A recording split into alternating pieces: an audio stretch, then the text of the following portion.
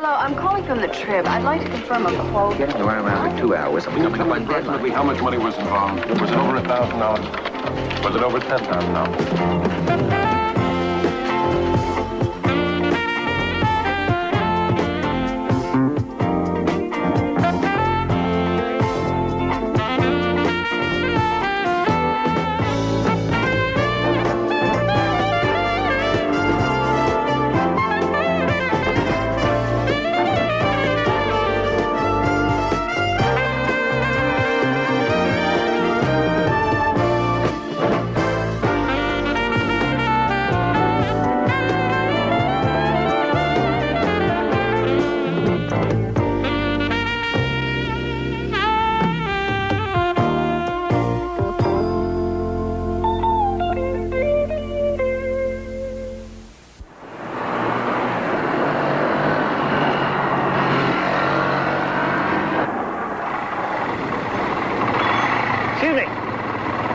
Excuse me, mister, your left rear tire looks a little low.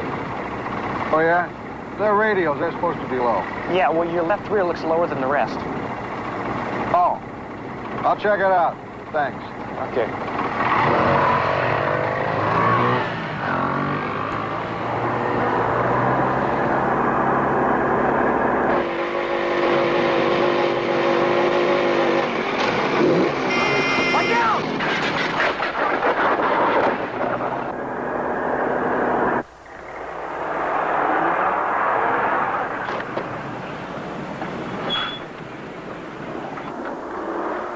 Hey, kid, stay there! Stay there! You okay? Stop. Where's the lady in the car? I got to tell her I couldn't stop. Oh, my dad's going to kill me. Listen, you got to sit down right now. I banged up my hand. I'm okay. Yeah, sure you're okay. Wait, where's the lady in the car? I got to tell her. Now, I did it on purpose. Listen, don't you worry about anybody right now. Just sit down. There you go.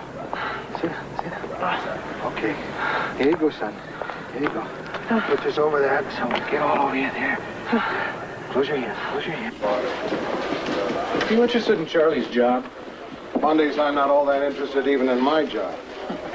You know, they're talking about David Marcus as the managing editor of The Future. Yeah. They say that's why he was brought back from Washington. Well, they like him upstairs, and he must be a sharp guy.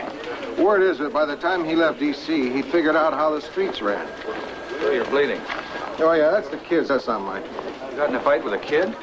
Why? Not that I haven't been tempted myself. I wasn't fighting. This poor kid took a spill on a motorbike right in the middle of traffic. I helped him till the ambulance came.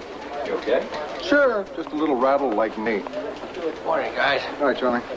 Hey, didn't we all just get chewed out about generating unnecessary paperwork? I'm doing my share. I'm not talking about you. I'm talking about advertising. It takes them 6 pages to tell me that they're dropping an ad from Sunday. But take a peek at that. As if I care that Rough Rider Vehicles Incorporated is unhappy with their advertising agency. Rough Rider motorcycles? Yeah, well, this is about a motorcycle. That's the same model the kid was riding. There's no stopping her now. There was no stopping that kid either. Charlie, can I keep this memo? That and the rest of this mail. Rossi? Now, ask me the same question again, off the record. Okay. Why did the manufacturers of the Rough Rider 90 drop your agency? Because the Rough Rider 90 is a stiff. How do you mean? The body is cold, and everyone's wondering if they look good in black. You mean it doesn't sell well? Yep. And they're trying to blame the ad campaign for their own bad piece of machinery. But the Model 90 is sold in the hundreds of thousands. But never as much as they wanted. Take a look at the demographics. You'll understand why. The Rough Rider 90 is purchased by people who never owned a motorbike before. They tend to be young, real young, like under 25. And when you ask them what they want most in a vehicle, they say fun. I see. Their second priority is sharp colors. Not your most sophisticated market. Believe me, if we had a decent product, we could send sales through the roof. But ask anyone who knows about bikes. The Model 90 is a bust.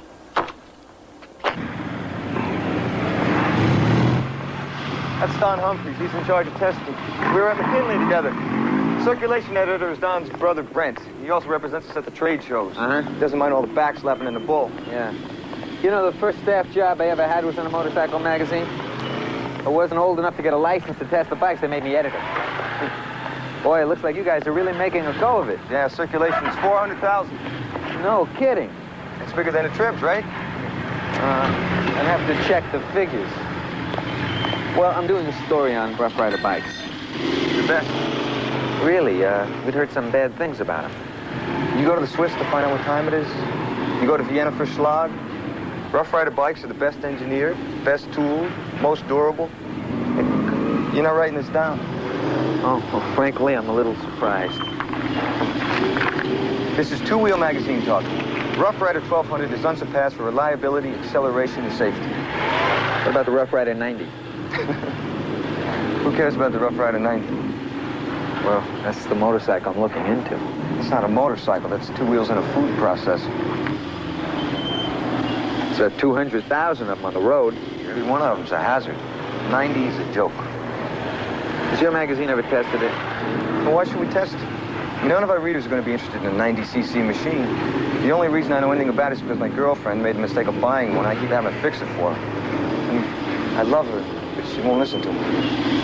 Yeah, what exactly is wrong with it? You got the rest of the day? I'll show you.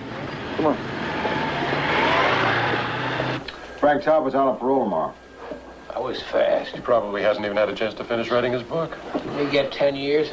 Yeah, he got 5 years for bribery and 5 for conspiracy. But he got to serve them both at the same time. Any reaction from the administration? Yeah, the Secretary of State wasn't quite sure if he could place his name.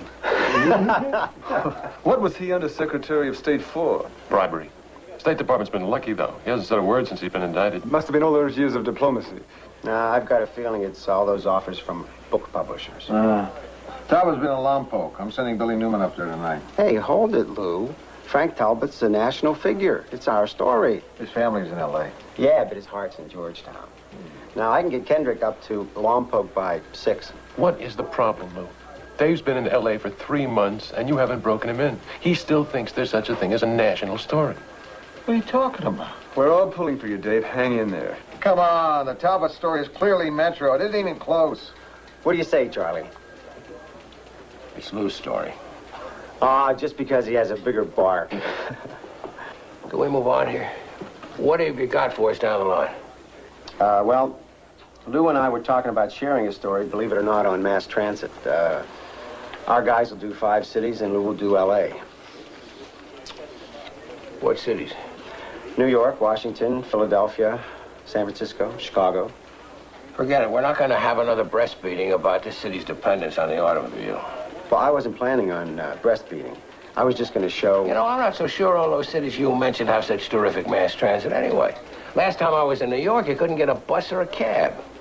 Well, as a matter of fact, Charles, the New York City record is one of the best as far as mass transit is concerned.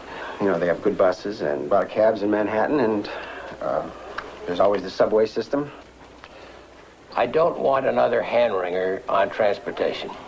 It bores me. It bores our readers. Shelve it. Period. That's it, gentlemen.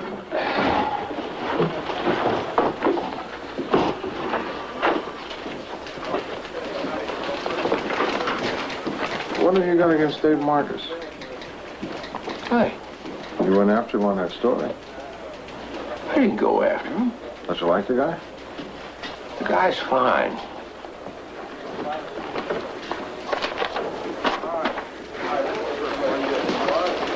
Billy, What's up, Luke? you know any good places to eat in Lompoc? Are you kidding? No. Then you better have dinner before you go up. What? I'm sending you up there to watch Frank Talbot get sprung tomorrow morning. Okay. Get to the prison before 4:30. They'll probably want to sneak him out without the press. You know what he looks like? Sure. He'll be the only one leaving prison in a swallowtail coat and gloves. Lou, it's looking good, Lou. It's looking good. What'd you find out? Got it right here in my pocket. What is it? This is what's wrong with the Rough Rider 90. This is what made your friend go flying. It's a piece of the braking system. Sometimes it works, and sometimes it doesn't. Lou Grant, will continue in a moment here on A&E. Oh, thanks, man. Kathy Peterson separated. Oh, yeah? No fooling. Yeah. Sweet girl. Do you know her husband? No, he was with the sheriff's department. How long do you usually wait? What? Before you pounce. How long do you wait? Pounce? I don't pounce, Lou. I feel just as bad as anyone when a marriage doesn't work out. Sure. Especially if the husband's in law enforcement. Doesn't hurt to wait until the paperwork goes through. Exactly. Mm-hmm. No, really, I have a rule against dating people I work with. It's bad policy. Uh-huh. What about Billy, Marcy Lockman, and Heidi Prager? This is a fairly recent rule. Oh. Well, it's a rough lesson to learn, I can tell you. I remember going out for a little nooner with this gal back at the Bureau. It was my first year in Washington. You're married. Oh, yeah, that's why we slipped out at lunch. Anyhow, I leave the desk, the phone number of the hotel that I'm going to be in. Because being the indispensable bureau chief, I figure, you know, in case the Potomac catches on fire, I want them to be able to get a hold of me. My wife calls the desk. They give her the number.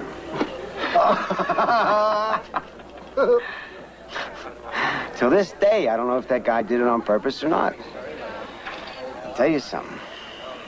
Sally was worth it. Sally Dunlop? Sweet Sally Dunlop. I assigned her to Washington. Really? Well, I owe you one. Charlie doesn't think it's funny. Right, Charlie? The faithful husband, he thinks that all of this is in bad taste. That's right, Dad. So you going to the ice capades when they come to town, Lou? No, why? To change the subject. Oh. I don't know.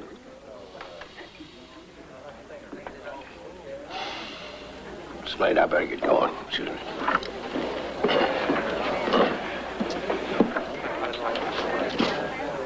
Night, Charlie. Hi, guys. It's been fun. Night, Charlie.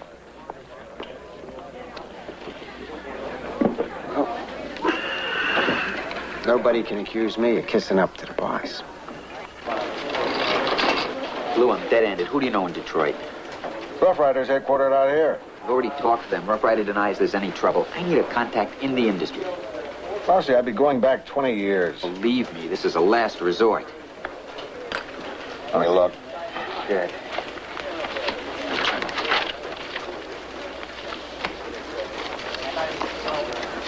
Mike Adams.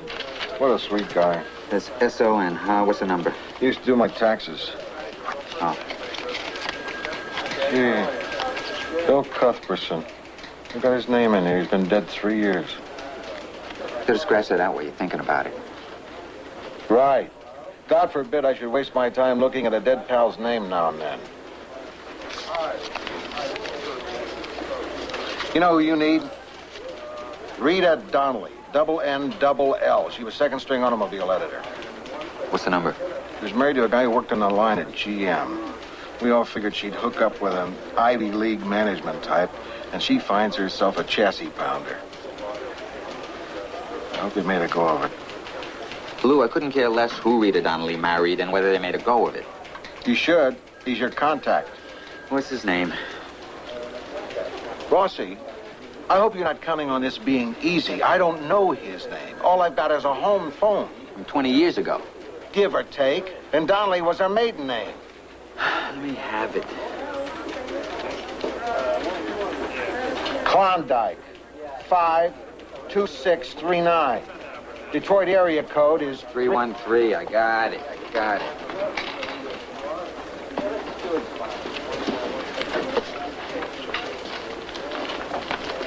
I don't get it, Billy. I mean, why is it that when reporters get 100 miles away from their editors, they turn in stories that sound like something out of Steinbeck? Listen, I gave you the best I had. You were supposed to be doing a simple little story on a career diplomat getting out of jail. You did 500 words on the weather alone. And What about quotes? You'd think I would have given you weather if I had a halfway decent quote? I never talked to Talbot. I didn't even see him. His publisher had him in the limo before I could get my umbrella closed and my notebook open. Didn't you get anything from the publisher before Talbot came out? Oh, yeah. We had a nice little pre-dawn chat. He was in the limo and I was ankle-deep in mud. He cracked the window open and turned on the stereo long enough to tell me that Talbot had finished his book, but the press wouldn't be getting anything on it until it was out. Uh-huh. Well, I hope you're not going to get all bent out of shape if we don't use this. Oh, no, come on, Art. That's the wonderful thing about me. You and Lou can send me on these dumb, thankless assignments in the rain, in the muck, and I don't get all bent out of shape. I appreciate it. I figured you'd want to know this. Well, you did the right thing, Betty. I'm grateful. When I ran a tape on his last month in Washington, I couldn't believe it. So I went over the entire year. These expenses are rigged like a three-masted schooner. No, just hold it for a second, Betty. I want to hear his side of the story. Maybe there's some kind of mistake. Listen, Charlie, you work in accounting, you see it all. That smile of his doesn't fool me one bit. I'd like not to hear any office gossip about this. No, okay. I mean it. This is between you and me. And him? And him.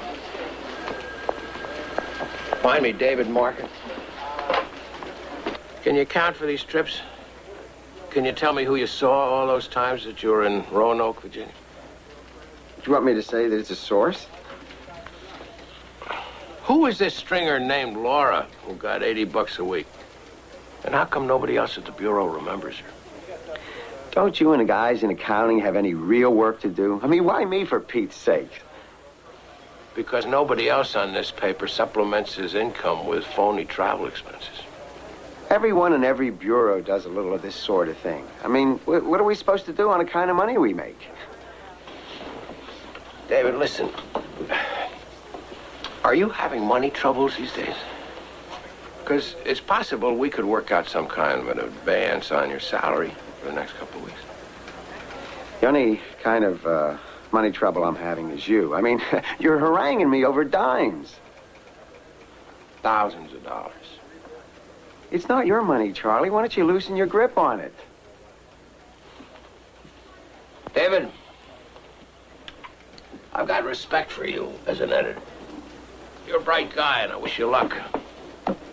But you can't work here anymore. I don't believe it. Now, you know I do first-rate work. You do. But we have rules around here about stealing. Well, how am I supposed to get another job with you telling everybody that I'm a thief? Listen, if you use me as a reference, I'll tell them why you were let go. But I'm not going to tell anyone else. And this conversation is just between you and me. Sure. Are you having fun here? Look, David, I know that we've never really hit it off. But that doesn't make this any easier. Please, spare me, will you?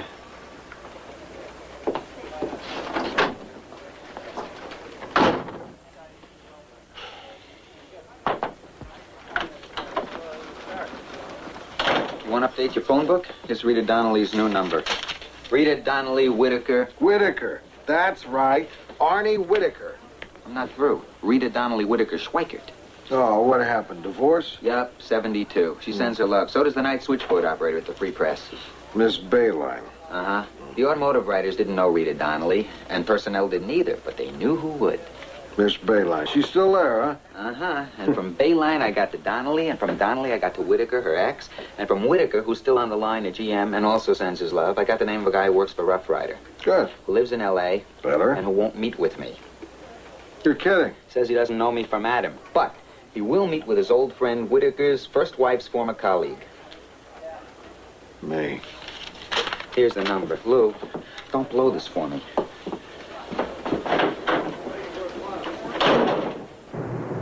I'm talking because I'm 46 years old and I've been working for Rough Rider since I was 19.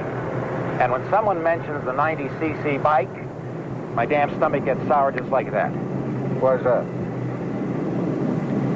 Did it just now. Excuse me, what were you saying? Why do you feel that way about the 90cc? Because we made mistakes. I made a mistake.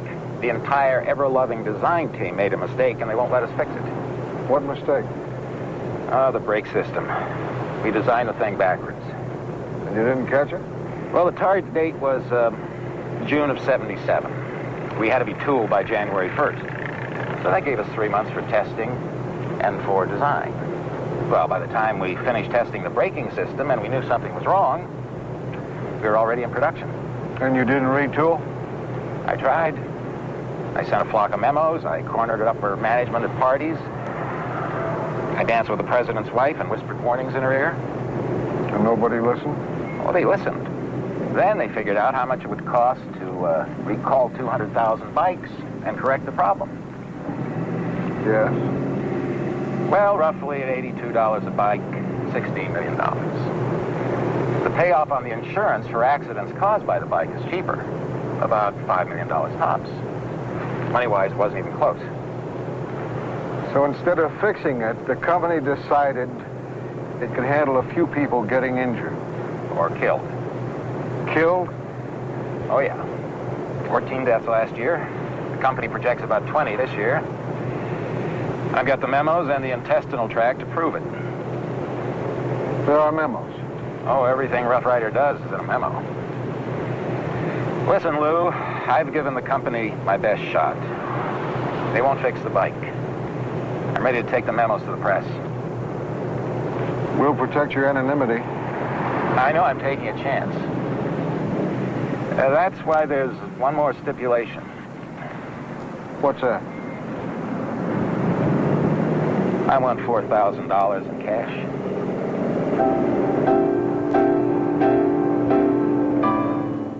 Lou Grant will continue in a moment here on A&E. Well, here's my number. Lunch, dinner, you name it. I'm afraid not. Oh, don't be so final. How about a maybe? You know, you're a darling, persistent girl. But no. You're a darling, persistent girl, but no. If you're going to insist on taking the initiative, you better get used to the rejection. Hi, Lou. What was the attraction there? The beard? The story. That's Frank Talbot. No fooling. I didn't recognize him. He grew the beard in jail. So he looked like a writer. I love it. Nope, he got eczema. They wouldn't let him shave. What's he doing in the building? Don't think I didn't ask him. He said, "You'll see." I thought maybe I better check around. Go ahead. Of course, the guy's probably just starting up home delivery again. Probably.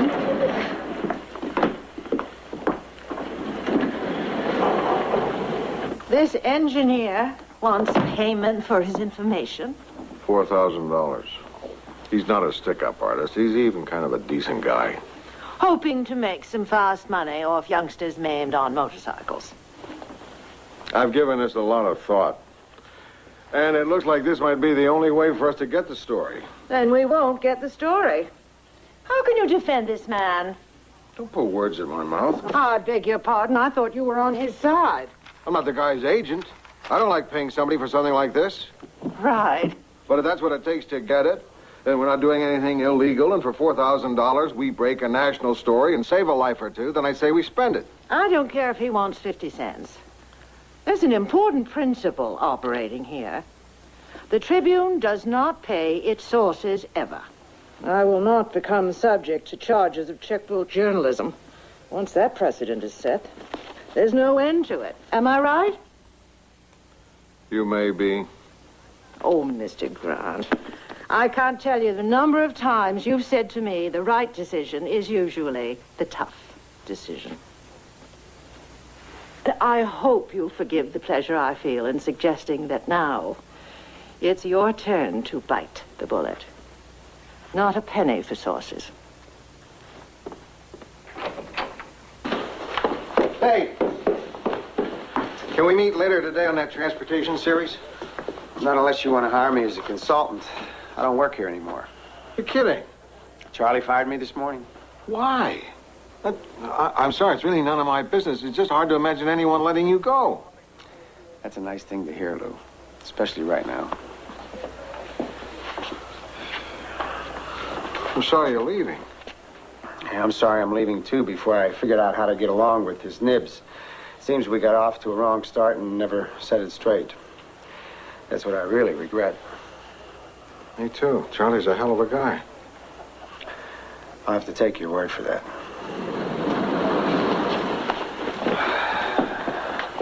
So long, Lou. So long, Dave. Keep in touch. Really.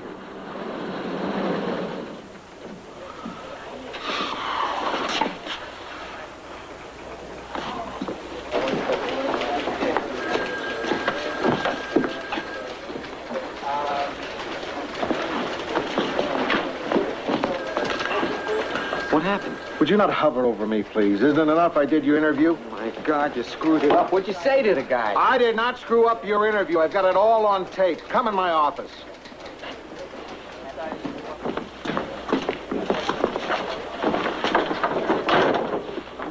The company has known for years how dangerous the bike was. They decided a recall wasn't cost efficient. Oh, wow.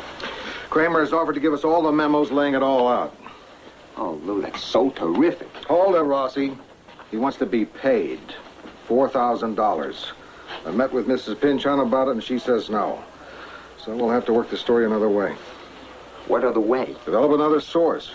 There may not be another source. Lou, you know what I went through to get Kramer. I now know more people in Detroit than I do in L.A. No, I'm not going back to square one on this, Lou. Kramer is too valuable to give up on. He's got those memos, and he's going to give them to me. Mr. Kramer, look, there's no way the Trib can pay you for that memo. Sure you can. No, it's company policy. It comes right from the top. Now, I've come here today to assure you anonymity if you give us that memo. I once went to jail for protecting a source. My word is a guarantee of your safety. I'm proud to know you, but I need that money. Now, listen, I know you realize the importance of the Rough Rider story. We're just trying to keep people safe. We're trying to keep them alive here. You can't put a price tag on something like that. Sure I can. You may not like me for it, but I sure as hell can. Now look, I've got 4 kids, and they all have daddy's crooked teeth. I've got first and second mortgages. I've got a vacation loan from 3 summers ago, and I've got an employer who doesn't like me complaining about safety. They're trying to find a way to terminate me, Mr. Rossi. And when that memo goes public, they're going to do their best to track it back down to me. Listen, you're going to get plenty from this Rough Rider story. All I want is enough to make sure my family doesn't suffer because Daddy blows the whistle. This is not negotiable. I'll come up with the money. Totally arbitrary, totally crazy. Well, what kind of severance did they give him? I heard 2 weeks. I guess they didn't want to appear suspiciously decent. Hi, Lou. Hi. Hi, did you hear about David? Yeah, it's tough. Why didn't he fight it? Because he's a decent guy. Decent guys can fight getting fired. How long would you stay around a place where you're constantly hassling? Bad choice. Lou thinks hassling's half the fun.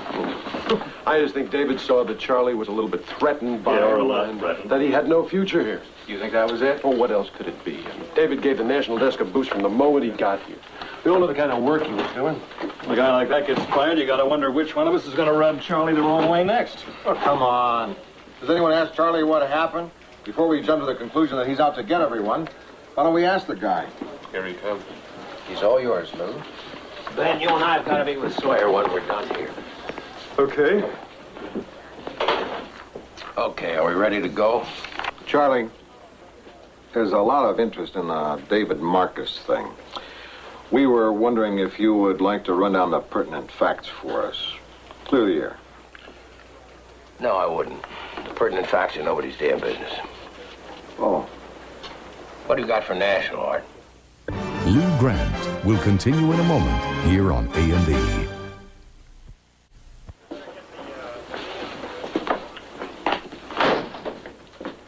Don't you care? Is that it? Don't you care how badly everyone is reacting to Dave Marcus getting fired? I don't care how people react. Do I have to tell you about morale? Hope not. It's real important, Charlie. And there wasn't much of it in that room just now. I'm doing my best to defend you, but you're not making it easy. This'll blow over. Don't you know what it looks like? Everybody figured Dave Marcus was in line for your job, and you can him. I just want to know the real reason. What makes you think you have more of a right to know than anyone else around here? I hired Marcus, and I fired him, and everything else is gossip. And you ought to keep your nose out of it.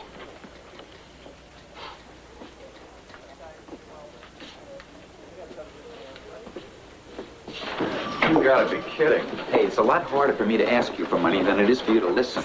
Now, let me make it easier for you. If you want more than $50, I don't have it. I'm cash poor. I'm short $3,600. What kind of trouble are you in? No, I'm not in any trouble. It's job related. Hey, Animal, you want to buy my stereo system? You don't have a stereo system? Sure I do. What do you think I play my records on? I'm not sure you can call something with a speaker in its lid a stereo system. Well, what am I supposed to do? I don't have a whole lot of stuff to sell. The bank wants something like 21% interest, which, believe me, I plan on investigating as soon as I finish this story. There's got to be a way to come up with the money without going to a bank. Why don't you have a bake sale? Hey, Animal, I'll tell you something. There's one thing about bankers. At least they take you seriously. Aw.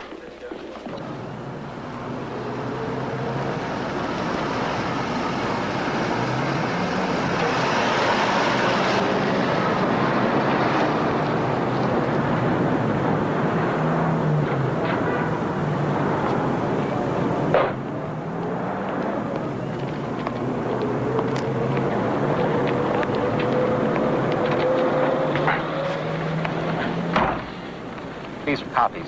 I want to hang on to the originals. Oh, copies are fine. Copies are perfect. Listen, these are all originals, 50s. I figured 20s would be too bulky. That's fine. Thanks. I told you the paper would give in. Listen, this is going to break very big, and there are going to be a lot of congratulations going around, and I just want you to know that I'm not going to forget who really deserves all the attention. What's the gutty thing you're doing here? No. Yeah, Paul. This is a brave decision. Don't play it up, Rossi. I'm just a guy with a sour stomach who needs the dough.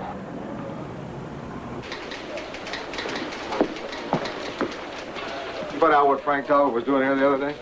Well, I'm working on it. Huh? He wasn't placing an ad. He wasn't being interviewed for the book review. I checked the tour manifest. He wasn't on it. And I have it on good authority that he doesn't have a girlfriend in the building. How do you know that? Lou, it's my business to know. Or at least to know people who know. You've got sources here at the Trib? Well, one source is plenty if it's good enough. Mm-hmm. Boy, have I been out of touch. Rossi's story on the motorcycles. What about it? Well, it made the wires here, and I never even saw it in the Trib. You didn't see it because it isn't written yet. I got it. I got it. It's worth all our stewing and sweating over. These memos lay everything out just like Kramer promised. Good work, Rossi. Yeah. I'm going to be paying off my loan for 3 years, but it's worth every stinking percentage point of interest. This is one story we copyright. You worked this up for today? Sure. This will write like a dream. Rossi. Congratulations, Lou. We got him. I want to fill you in, but I got to try to pull everything together in 50 minutes. You get first read, I promise. Rossi, listen. The story's already out. Kramer gave it to Channel 6, too. Now the wires have it. We don't have an exclusive. No. What? The story's out. I just came from Kramer. We had a deal. It looks like you made 2 deals. It's a tough break. Yeah.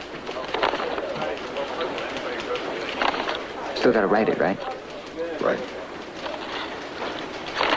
They had memos, everything? Everything.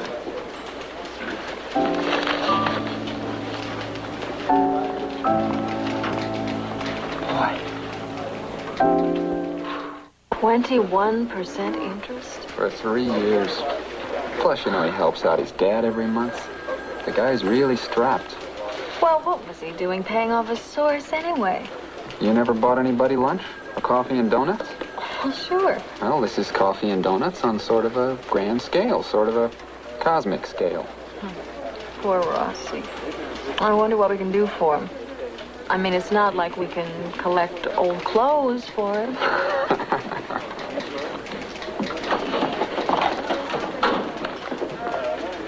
Why are you so dressed up?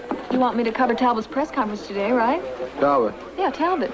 His publisher is celebrating the first printing of Moral Lapse, My Years in Government Service. Champagne and canopies, so I figured I'd better get dressed up. Go and send you across the street to cover that. You don't have to. It's going to be here on the 8th floor. Here? Why? Because the Trib has got $70,000 worth of serialization rights. We're going to have Moral Lapse in our paper all next month. The lights from those television people have made the boardroom unbearable. Who's covering this for us? No one. Really? Well, I suppose it's not the most important thing happening in the city today. I never can remember with champagne. Is dry or is brute dry? What's going on here, Miss Pynchon? Oh, I'm sorry. If you need my undivided attention, maybe we should get together tomorrow. Did the Tribune pay for Frank Talbot's memoirs? Through the nose, but we had exclusive rights in Southern California.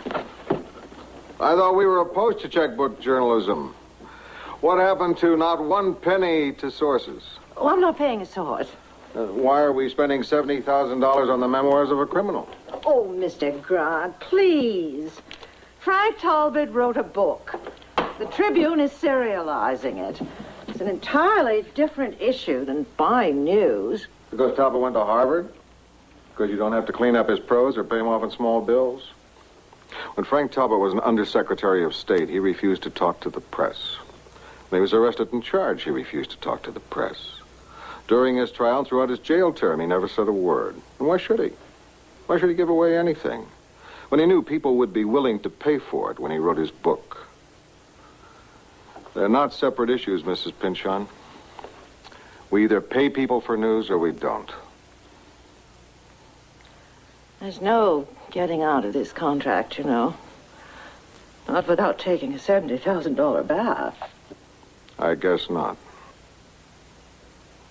Will you not try to morally railroad me, please?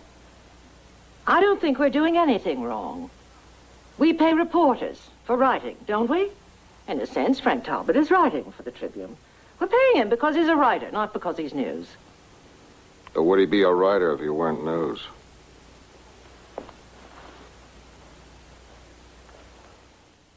Lou Grant will continue in a moment here on A&E.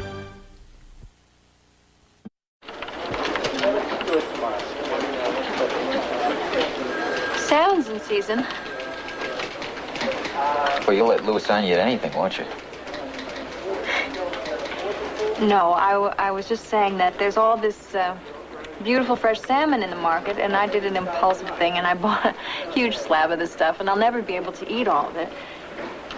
So, why don't you come over tonight? I'll broil some, and you can help me eat it. Sure, that'll be great. You want me to bring some wine? No, you don't have to bring anything. Sure, great. Okay, great.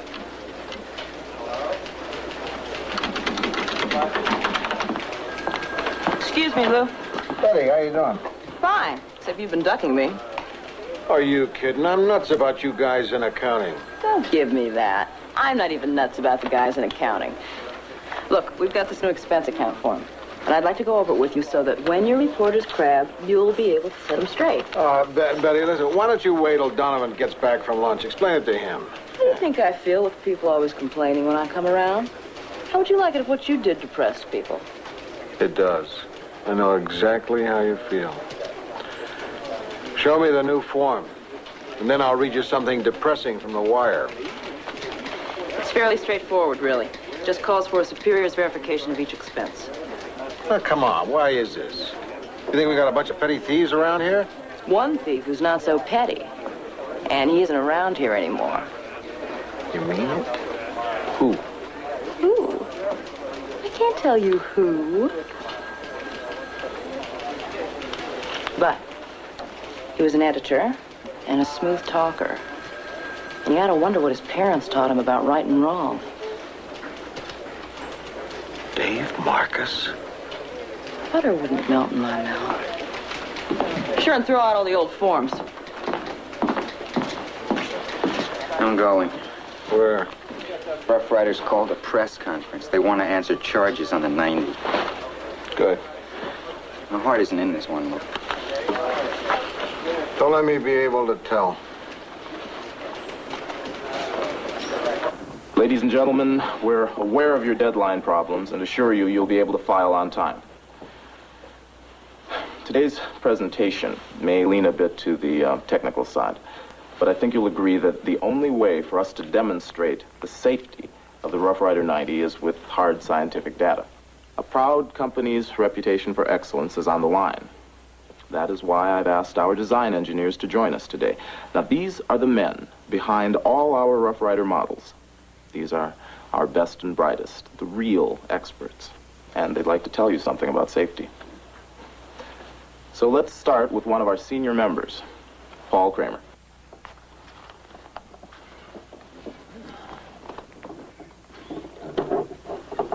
I'm Paul Kramer. I've worked at Rough Rider for 27 years, 18 of them in design and research. I'd like to run down for you the testing which was done on the Rough Rider 90 before the model went onto the market. The first area of testing, once you've assembled a prototype, is under normal driving conditions. Joe Rossi? The Rough Rider test track, which is located I'm Ed just Guttel. We outside spoke on the phone briefly last week. Aren't you sorry you didn't mean something then? Well, of course, you didn't let me know what you were sitting on. Listen, Joe, we know your source is one of these men. And my guess is it's either Kramer or Stewart. Of course, that means that one of the men I suspect is totally innocent. I feel terrible about it, but I suspect them both. Offer us preliminary data Mr. Rossi. concerning handling, rideability, acceleration, and safety. Braking system, Joe, frame, you know what I think? undergo rigorous checking. I think whoever gave you those memos promised you an exclusive and didn't come through. Now, the way I see it, once Channel 6 got the story, the deal was off. You don't owe him anything. I'm aware of the needs of a print journalist like you. You guys have earlier deadlines than the electronic people, and I can accommodate you. Yeah? Sure. Sure, I can be a big help to you on this story, but it's really important to me to know who helped you out. Since prior to World War II, the windscreen has been the most problematic area in all two-wheel. Laboratory testing of each separate aspect of the machine is also going on. The transmission, steering mechanism. Joe Rossi? Yeah, who is this? I saw you talking to Buttel. Kramer? You know who it is. I swear I'd like to pop you one. You got your story and then you go straight to Buttel. What kind of a deal did he give you? Hold it. Kramer, you burn me. I think you're greedy. I think your principles are more than a little lopsided in the direction of self-interest. And you knew just how to work me, which is probably the real reason I'm shaking right now. But we had a deal. And just because you cheated me doesn't mean I get to cheat you. You mean Buttel doesn't know?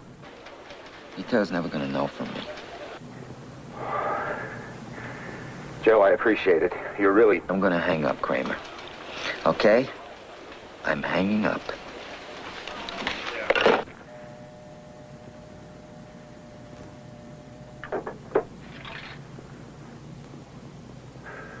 Have all my discs for morning, will you? Where you parked? The lot was full this morning. I'm all the way down Spring Street. I'll give you a lift. Thanks. No. Better let me bum a ride from Charlie. My car's cleaner. But you, I don't owe an apology to. Good night. Good night, Lou. Good night, Harry.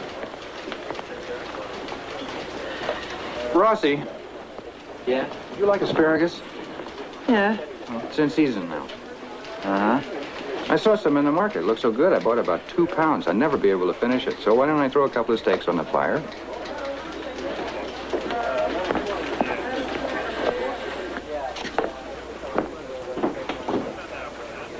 Don't you think you owe me an apology? What? You led me to believe you'd done this jerky thing, and I'm busy trying to figure out how to be a good friend in spite of it all. All you had to do was tell me you weren't a jerk, and I wouldn't have had to worry. What? I found out why you fired Dave Marcus, no thanks to you. Oh. Could you have told me about it, Charlie? For Pete's sake, you didn't have to go through that alone. Yes, I did. That was between Marcus and me. Don't worry. That's why they pay me the big bucks. Because it's so cold up at these high altitudes. Give me a ride in my car. Okay.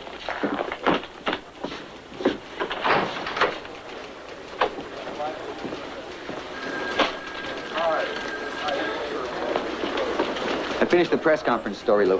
Good. How you doing, Joe? Oh, I'm okay. I'd rather have learned this lesson on paper than reality, but I'm okay. I mean, the lid's on, you know? Everything's under control. I'll get by. I'm glad to hear it. Thanks. Could either of you owe me $50 at the end of the month? Born into a powerful political family, he grew up in the public spotlight. Go behind the headlines and meet John F. Kennedy Jr. tonight on Biography. Now, when a young girl falls victim to gunfire, does her family have anything to be thankful for? Find out on Police Story, next on A&E.